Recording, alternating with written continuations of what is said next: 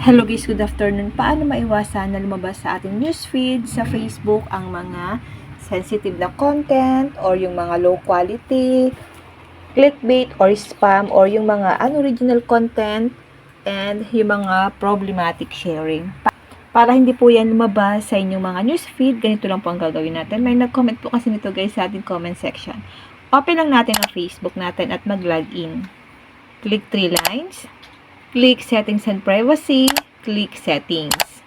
Hanapin nyo po dyan ang Preferences. Click natin ang Content Preferences. Sa ibang phone po ang nakalagay sa inyo ay Feed. Sa akin ang nakalagay ay Content Preferences. Click natin ito. May lalabas dito na Manage Default. Click natin ito. Manage Defaults, we take action on some content to people are less likely to see it. You can always manage this default.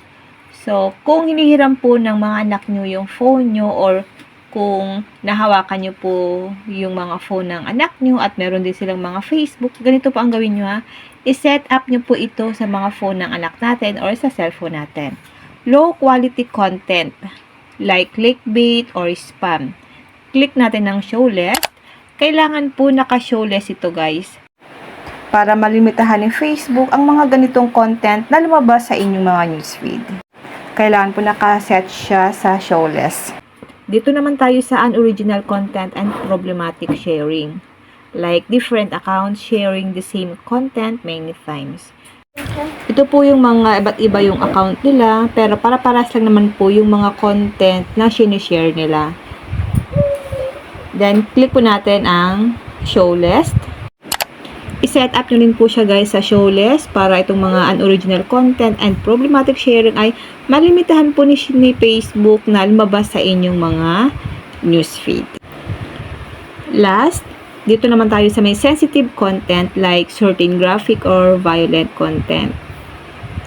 Click natin ito. Marami pong nag-comment sa comment section ng mga ganito kung paano raw po maiwasan na lumabas sa kanilang mga newsfeed yung mga hindi dapat nakita ng mga bata.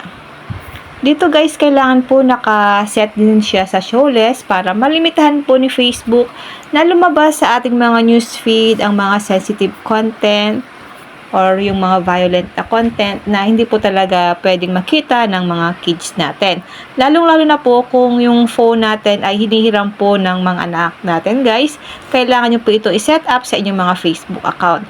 Or kung nahawakan nyo po yung cellphone ng anak nyo, i-set up nyo po ito sa kanilang mga Facebook account para maiwasan po nila na makakita ng mga ganitong mga content sa kanilang mga newsfeed para malimitahan po ni Facebook yung paglabas ng mga ganitong content sa kanilang mga newsfeed. Yun lang guys, sana po may natutunan kayo sa aking video. Kung hindi ka pa naka-follow sa aking Facebook page, pa-follow po ako Positive Mind at sa aking YouTube channel RK Willow para lagi kang updated sa lahat ng tips at video tutorial na ina-upload ko. And now, thank you for watching. God bless you all.